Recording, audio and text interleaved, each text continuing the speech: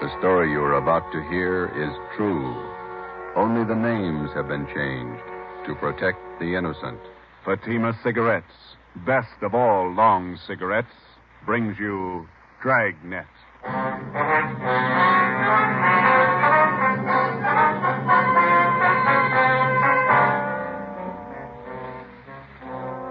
You're a detective sergeant. You're assigned to Narcotics Bureau. A vicious criminal has resumed operations in your city. His profession, dealer in narcotics. You know his name. You know he's guilty. Your job, prove it. If you want a long cigarette, smoke the best of all long cigarettes. Smoke Fatima. Fatima is the long cigarette which contains the finest Turkish and domestic tobaccos superbly blended to make Fatima extra mild. And that's why Fatima has a much different, much better flavor and aroma than any other long cigarette. That's why Fatima has more than doubled its smokers, coast to coast. So, if you want a long cigarette, smoke the best of all long cigarettes. Smoke Fatima. Dragnet, the documented drama of an actual crime. For the next 30 minutes, in cooperation with the Los Angeles Police Department, you will travel step by step on the side of the law through an actual case from official police files. From beginning to end, from crime to punishment, Dragnet is the story of your police force in action. It was Thursday, January 21st. It was cold in Los Angeles. We were working the night watch out of Narcotics Bureau. My partner's Ben Romero. The boss is Thad Brown, chief of detectives. My name's Friday. I was on the way back into work, and it was 3:49 p.m. when I got to the main lobby of the city hall. Public phone booth.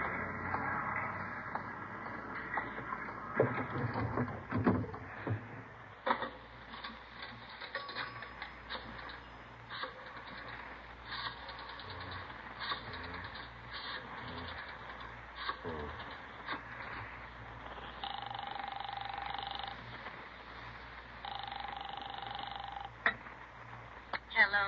Oh, Ma, this is Joe. Joseph, you said you were going to be home at 4 o'clock. Oh, I couldn't help it, Ma. They changed the schedule. I got my stuff all right. Thanks for packing it. Well, I put your socks and your clean T-shirts on the bed. Did you put them in your bag? Yeah, I got them. Got them off the clothesline right after you called. They weren't quite dry, or I would have packed them for you. I got them all right. Listen, Ma, I'll call you whenever I get the chance. Now, don't worry. How long are you going to be gone? I haven't any idea. Maybe a month. All depends. How can I get in touch with you? You can't. Call Ben. He'll get the message to me somehow. Where is it you're going, Joseph? Well, I'm not going anyplace, Ma. I'll be right here in the city, but I just won't be able to come home for a little while. It's a special job. No, like the last time. Yeah. Well, you be careful now. Watch what you order when you're eating out in those awful restaurants, Yes. and get your rest. Yes, You ma'am. need plenty of rest. Yeah, okay, Ma. I'll be all right. I was shopping today. I bought a nice loin roast for dinner tomorrow night. Now, you won't be here. Well, why don't you invite the neighbors over? The Newtons? That'd be good company for you. Well, maybe I'll ask your Aunt Elizabeth over. Yeah. Now, don't worry. If you want to get in touch with me, you deliver the message to Ben, okay? Yes, all right. What kind of work you be doing? You going to be dangerous? Oh, it's just another job, Ma. It'll work out. I'll call you when I can. All right, Joseph. And be careful now. Take care of yourself. Yeah, you too. Goodbye, Ma. Joseph. Bye.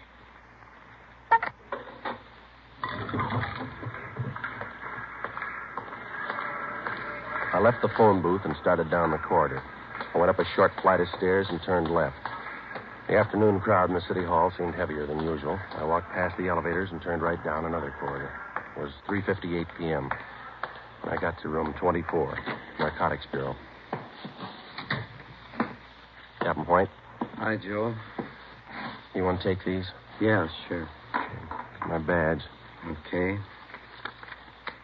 There's all my identification and my gun. Right. I'll take care of them for you. These clothes look all right? Just a minute. Now, let's see. Yeah. I don't like that tie. Romero, Yes, Skipper? let's see your tie. Yeah, swap with Friday, will you, Ben? Christmas tie's pretty loud. Mine's not. That's the idea. Here. Here's some stuff to carry in your pocket. Social Security card, ID card, all made out to Joe Kybers. Mm-hmm. Some book matches from St. Louis, a couple from Reno, Nevada. Okay. You pick up another gun? I loaned him my .25 automatic. It's small. It's easy to carry. Suit yourself. I don't have to tell you to be careful. No. It's a chance we've been waiting for, Joe. A lot depends on you. I'll do what I can. Just one thing I want to tell you. Take your time. Take all the time you need. Don't push it. I understand. No time limit. Your time's up when they find out who you are. Captain Lynn White and I left the Narcotics Bureau together with Ben and Johnny Bingham. We went down the hall to the office of Chief of Detectives Thad Brown.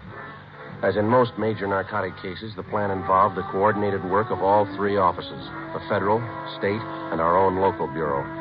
The operation involved a great many men and a lot of time.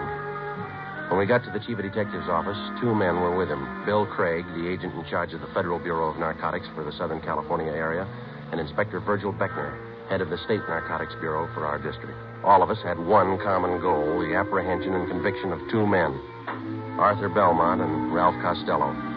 The first man on the list, Ralph Costello. Chief Brown outlined the overall plan. Craig, your federal men have been tracking Costello off and on for 3 years now. Beck's of your state agents. Same for our men. This time we can't afford to miss. You figure an undercover man working locally? Is that right, Chief? Yeah, Craig. He'll start right from the bottom, work up the line till he gets to Costello, if he gets there. Beck? Where are you going to start? Captain White, would you lay it out for Beck and Craig? Yeah. Friday here's going to handle the job. He's got his full instructions. Joe, you want to fill him in? All right. I'll make my first contact tonight. I'll meet in a bar down on South Pico with another one of our undercover men, Benny Arredondo. He'll introduce me as Joe Kyber to one of his informants. The informant is supposed to help get me into the Flats gang. The same bunch running on the south end of town? Yeah, small-time peddlers, precurious, a little bit of everything. Go on, Friday. When I get in the gang, I run with them until I find out where and how they make their buys. After you get a contact, you make buys all the way up the line and get as close as you can to the top. Yeah, that's right. You worked out your contact with us? He knows that under no conditions will he be seen around the department here. It's been set up that I have a hotel room lined up down on the east side. Romero here and Captain White will be my only contact with the office. I'll be using the name Joe Kyber. Sounds all right to me. How about you, Craig? How about that informant, Friday? Can you count on him? Arredondo thinks a lot of him. He says he's a good man. He's the first rung on the ladder. He's got to be solid. Well, if he's not, we won't have far to fall. Depends on how you look at it. You can kill yourself in the bathtub. 8 p.m. Thursday, January 21st. I checked in at the Casino Hotel on Terminal Street. I registered as Joe Kyber, Omaha, Nebraska. I was given the key for room 5. The rent was $7 a week. I unpacked a few things I had in my bag, went down the hall, and took a shower.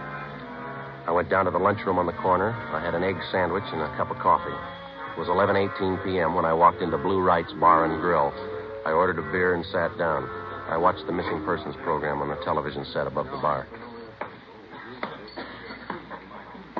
Lose somebody, Kyber? Hello, Benny. Been here long? I just got here. Where's your boy? Sitting over there with that fella in the blue suit. Name's Gene. Who is the guy in the blue suit? One of the Flats gang. Oh.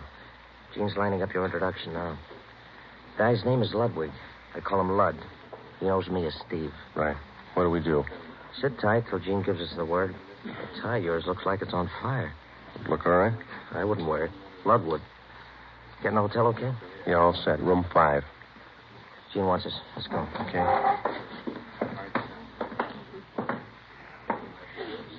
Hi, Steve. See your boy got here. Yeah. Gene, meet Joe Kyber. Hi. This is Lud. Joe Kyber, Lud. Sit down. You like the fights, Kyber? Yeah. They got nothing out here in that line. I used to go to the Garden when I was east. I got some fine cards at the Legion. Where? Hollywood Legion, Friday night. Some classy-looking fighters out there. Where is that? Out in Hollywood. Nice little stadium. I'd like to go with you sometime. Tomorrow? I got a date. Maybe next week. Bring her along. A lot of women go. Not this one. Okay.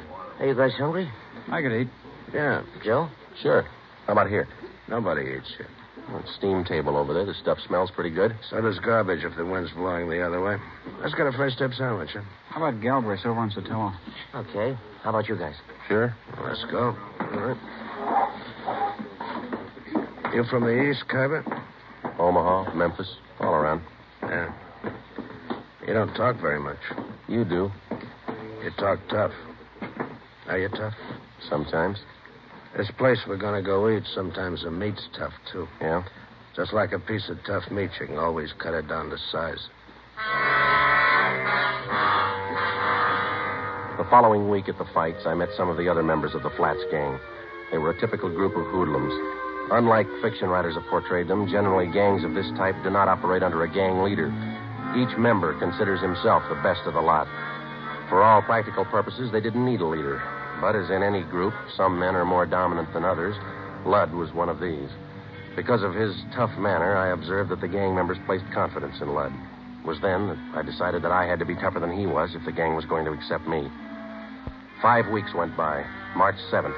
There was still no mention by any of them that they were either using or dealing in narcotics. Come on in, Cabba. Sit down. Lud? Cabba, meet Jerry Phil. Hi. I picked up the tickets for the basketball game tonight. Good seats? Yeah, they look okay. Got an extra, Ducky? Maybe I'd tag along. Yeah, we got 4. You look kind of sad, Cabba. He always looks that way. First he was tough, now he's sad. Oh, you and that mouth. You know it all, don't you? No offense, you look a little low. I don't know about you, Cabba, but I'm a little under par. I'm going to have myself a pop. You interested? No, I don't use it. Why don't you try it? You might get a kick out of it. I have. It's all right going up, but it's nothing coming down. That's where you make a mistake. Stay up. Don't come down. Lud. You heard what he said, Jerry. You don't like it. How does he know? He never stayed up long enough. Take your pop and shut up. You talk about Kaiba trying to be tough. You think you're the big wheel around here. That's enough. Better quit giving orders, Lud. You know better than the rest. Look, little man, knock off that kind of talk and keep us both happy. Sure. The boss, man. You know, I got one positive way to shut you Why don't you two quit it? This concerns me and Phil. You keep your mouth shut. Well, don't get mad at me. I only wanted to save an argument. Can it, I say. Now, look, Big Mouth, you can push Phil around, but not me. Now you're playing the tough guy again, ain't you? Why don't you go over there and sit down, huh? You sit me down, punk. All right, now listen to me, both of you. I'm tired of being talked down to like a junior member of the firm. You either treat me equal or leave me alone. You understand? You had it coming, Lud. Yeah. I'll put that bottle down, Lud. Where'd you get the gun? You carry that thing right along? Right along. Put it down, Lud. Okay. I'm long on memory, Cabba. Remember that. Yeah, and I'm real short on patience with you. Well, I still ain't had my pop. Better hurry. I don't want to miss the game. You got good seats, Cabba. They're not too low. I can't see nothing if they're too low. Don't worry. You'll be high enough. 2 months went by. By playing the tough guy, I gained a great deal of prestige in the eyes of the other gang members. Jerry Fell made sure that all the members heard about that episode up in Lud's room. Dealers and users of narcotics rarely carry guns. The members of the Flats gang were small-time peddlers and users. They're referred to as mules or small fry. When they found that I carried a gun at all times, they were impressed. They considered me one of them. Since the very beginning of my undercover work, I met weekly with Ben Romero and Captain Lynn White of the Narcotics Bureau. I would be picked up at a different location each time, making sure that I wasn't followed, and we would remain in the car and drive around in a remote section of the city, discussing my progress with the gang. During this first 3-month period, under the pretext that I had clients to furnish, I made 2 small narcotics buys, one for $13 and one for $8. As soon as the purchases were made, I would mark them for identification, contact Ben, and then turn the narcotics over to him to be booked as evidence by the property clerk at Central Division. Another month went by. Thursday, June 5th, 11 p.m. We had just returned from the midget auto races, and we were sitting around in Lud's room. You mentioned something out at the races, Carver. Now what's on your mind? I told you, Lud, I need a half a dozen caps right away. I got people putting the bite on me. Old customers. How old can they be? You only been out here 5 months, remember? When they're hooked, they get to be old customers in a month. I fixed up 2 buys with Morse for you. Tony says he can't handle anymore. Hasn't got enough around. You got on board late, you know. All of us are ahead of you. Tony can get more. Who's his source? A couple of guys. I know them. How about an office to one of them? You deal with Tony. You said he hasn't got enough. That's right, I did. Okay. How much do you want? They're your customers. What's it worth? They'll pay. What's the guy's name? Costello's one of them. He'll have enough for you. Who's the other guy? You deal with Costello for now. Where can I meet him? Morse will set it up for you. I got to meet him in an hour. Come in. Police officers. Shake it down the hall.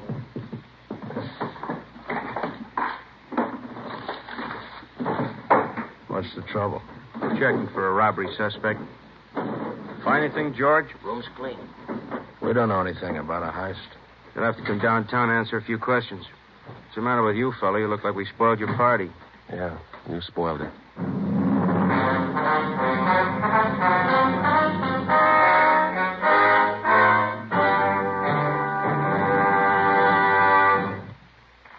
You are listening to Dragnet, authentic stories of your police force in action.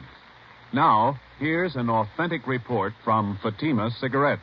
In 1949, Fatima more than doubled its smokers from coast to coast. In 1950, enjoy Fatima yourself. You'll find Fatima extra mild. Because Fatima is the long cigarette which contains the finest Turkish and domestic tobaccos superbly blended to make Fatima extra mild. You'll find Fatima tastes much better. Fatima's superb blend gives you a much different, much better flavor and aroma than any other long cigarette. You'll find Fatima best in cigarette quality. Fatima has always stood for the best in cigarette quality. For a new year of greater smoking enjoyment, buy Fatima in the appealing gold and yellow package. You'll agree, Fatima is the best of all long cigarettes. The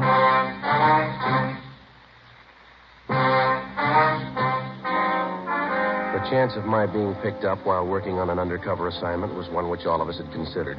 Since only a handful of men out of some 5,000 working police officers in the department knew anything about our narcotics investigation, we knew that such an occurrence was not impossible.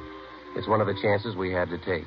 In this instance, we lost, and the critical meeting with one of the men we were after was forestalled. How long our detention at police headquarters would delay my meeting with Ralph Costello was anybody's guess. Could mean weeks or maybe months. I was booked on suspicion of 211 PC robbery. So was Ludd. The next afternoon, I was taken from cell block 10D2 to the interrogation room. Come on in and sit down, Khyber. How are you, Friday? There's a tight squeeze. The booking number's been canceled, Joe. Print's been stopped. Those two men from robbery who pulled me in, Wynn and Donahoe, I thought I was in trouble for a minute. They had no idea you were in that room. Once they got up there, they had to follow through. Well, they played it right. They remembered their etiquette. If either one of them had said hello before you did, you might have been in big trouble. Well, I'm in big trouble anyway. I had a meet all set with Costello. Almost set, anyway. Just a case of bad timing on that pickup, huh? Well, if they'd have got there 2 hours later, it might have been different. Well, how do you stand now? How close are you to Costello? I need some more money. I got to pay off Ludd. And he'll take you to Costello if you pay the right price? Yeah. Ludd's working through Morse. You know about him. Remember, Friday, if there's any questions when you get back to that gang, you were booked for CCW. You're out on bail. Yeah. I got you another gun, Joe. 32 automatic. Okay? Yeah, thanks. I couldn't go back with the same one. What about the federal and state men? How are they doing? Pretty good. Federal men picked up Costello in Fresno. He was connected with the sale of 6 cans of H. Mm-hmm. That much heroin up there. No wonder Ludd can afford to hold me up. He knows there's a shortage down here. Case isn't too strong against him. When it looked definite that we had him, they were going to call you off. He's out on bail. Costello's back down here now. Yeah. Seems like we get our hands on the guy, but we can't hold him. Narcotics in their possession or under their control. That's what the book says. That's the way we got to get him. We'll get him that way. It's up to you now, Friday. Stay with it and keep your chin covered. And if you need anything, Joe, call. Your mother's been over at the house for dinner a few times. She's okay. Thanks. Tell her I'm all right, will you? Sure. She worries a lot about you, Joe. Anything happened to you, it'd just about kill her. That makes 2 of us. I'll see you. Before I left the city hall, Captain White drew out some more money from the Secret Service Fund. This fund is for the sole purpose of undercover work. This latest amount was for the narcotics buy that I hoped to make with Ralph Costello. An hour before I left, Ludd was released on a writ that he had arranged for. Saturday, June 7th, 9 a.m., I checked back into my room at the Casino Hotel. During the 3 weeks that followed, I kept asking Ludd to arrange a meeting for me with Tony Morse, the next man on the ladder, on the way up to Costello. Ludd kept stalling me. Another week went by. Captain Lynn White, Ben, and I held our regular weekly meetings. On July 6th, Ludd told me that a meeting with Morse had finally been arranged for 8 p.m. that night. I called Ben and told him I'd meet him and the captain immediately after I talked with Morse. At 8 p.m., following the instructions Ludd had given me, I was in the downstairs waiting room at the subway terminal at 5th and Hill. I was told to wait for the apple vending machine.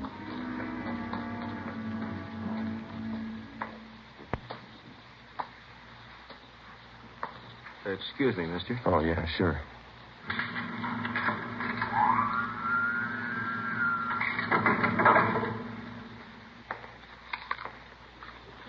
Khyber? Yeah. You Morse? That's right. Want an apple? No, thanks. Well, sit down. All right. Now, what'd you have in mind? I got a couple of $100 to spend. Can you handle it? Who sent you? You know who sent me. Sure I do. I just want to hear you say it. Lud. We can handle it. What'd you have in mind? I said $200 worth. That's 40 caps. We got it. None of that Mexican junk. I want European stuff. You bought before. You'll take what we got. That last buy I made through Lud, the junk was cut to nothing. Can only use so much milk of sugar, you know. By the time it got to you, it was probably cut pretty thin. So was the price you paid for it. I'm not looking for bargains. I push to good people. I want good stuff. You'll do better this time. You're not dealing with Lud.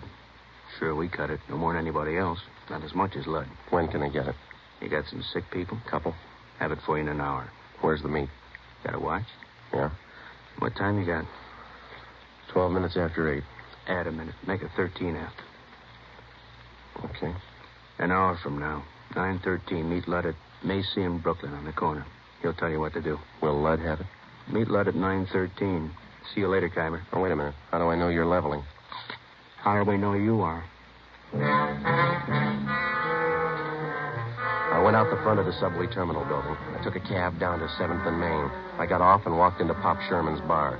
I called the office and set up a meeting with Ben and the captain. I ordered a beer, paid for it, left my change in the bar, asked the bartender to watch it, told him I'd be right back.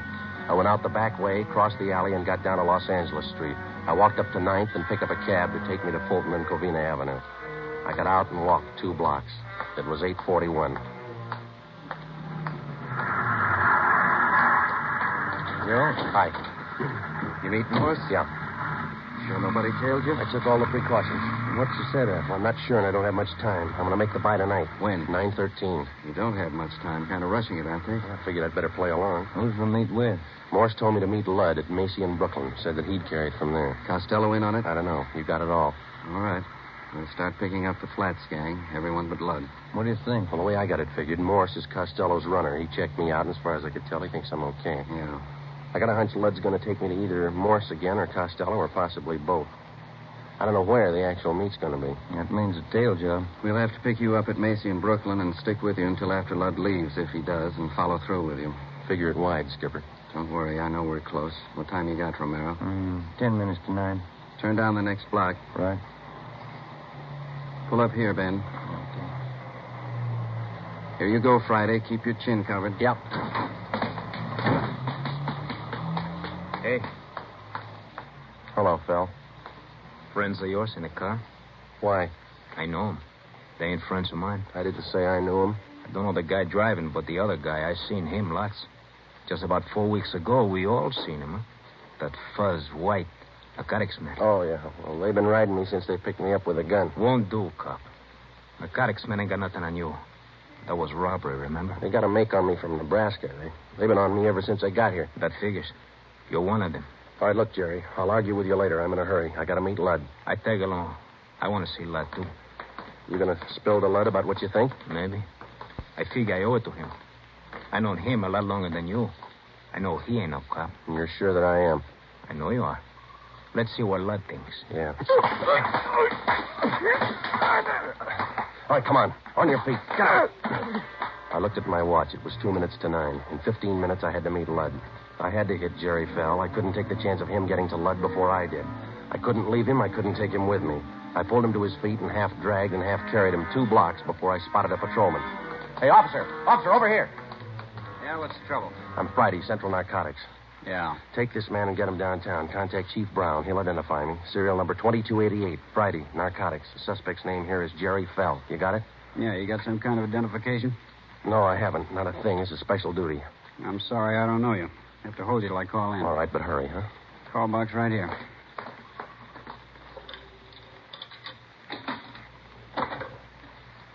This is Carlson, box 117. Check on a matter with the Chief of Detectives, Brown, will you? Yeah, that's right. Have a man here who identifies himself as Friday. What's your first name? Joe Friday. Tell him to hurry. Yeah. Joe Friday, Central Narcotics, serial number 2288. Says he's in a hurry, holding a suspect, Jerry Fell. I'll hold on. Yeah, my watch says 5 after 9. What time you got? I got 6 minutes after. It might be a little fast. Any cab stands around here? 4 blocks up the street. Which way? That way. Yeah. Okay, I will. Thank you. Okay, Sergeant. Sorry to hold you up. Need any help? No, you just hang on to this guy. Don't let him go. I started to run. Macy in Brooklyn. 6 blocks away, and I had 8 minutes to make it. A narcotics buy is one date you're not late for. Either you're there at the specified time or there's no deal. The veteran narcotics peddler knows that that's the only safe way for him to operate. A minute, one way or the other, could mean an arrest. I ran. You're out of breath, Khyber. Anything wrong? No, the cab broke down. I didn't want to be late. Yeah, you got 40 seconds. That's cutting it pretty thin, but it'll do. Come on. All right. Right here. By this lamppost? That's it, right in front of it. Don't move to the left or right. Stay put. They'll handle the rest. So long.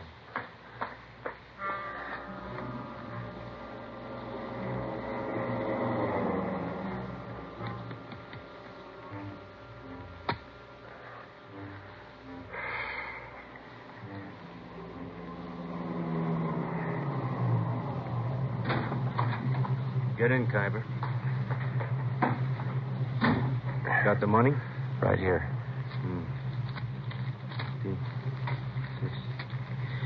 200. Here's your package. Okay. That's it. Joe Khyber, meet Ralph Costello. Hi. Hello. Out this side, Khyber. Okay. I'll see you.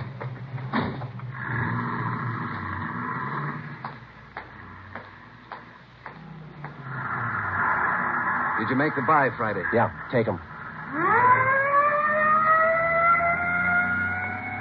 Hi, Joe. Ben, thought you were with the captain. They don't need me. That intersection's blocked off up there. They're pulling them over right now. See? Yeah. They got him. Costello in the car. Yeah. And that's half of the team. Now what? We go after the big man, Arthur Belmont. Took us 7 months and 4 days to get to Costello. Lots of time. Yeah. Always seems to work out that way, doesn't it? What's that? They always run out of time before we do.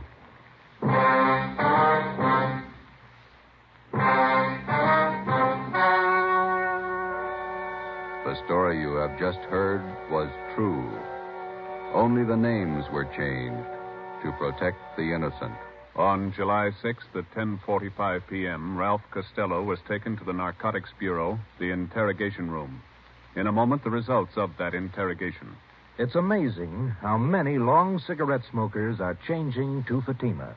Here is the actual report. From coast to coast, Fatima has more than doubled its smokers. Yes, more and more smokers every day are discovering that Fatima is the best of all long cigarettes. Smokers find Fatima has a much different, much better flavor and aroma than any other long cigarette. They find that Fatima is extra mild because it's the long cigarette which contains the finest Turkish and domestic tobaccos superbly blended to make it extra mild. Enjoy extra mild Fatima yourself. Best of all long cigarettes.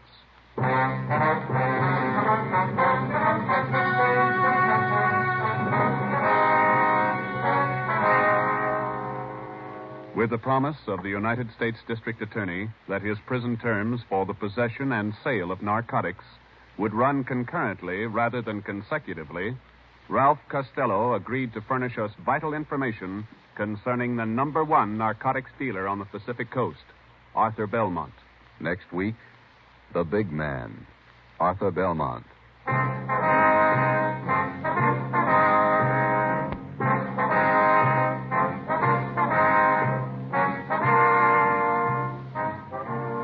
You have just heard Dragnet, a new series of authentic cases from official files. Technical advice for Dragnet comes from the Office of Chief of Police W.A. Wharton, Los Angeles Police Department.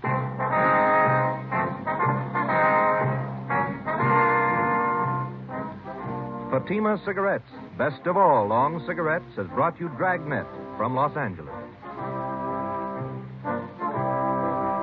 Hear Mr. and Mrs. Ronald Coleman in the Halls of Ivy tomorrow evening on NBC.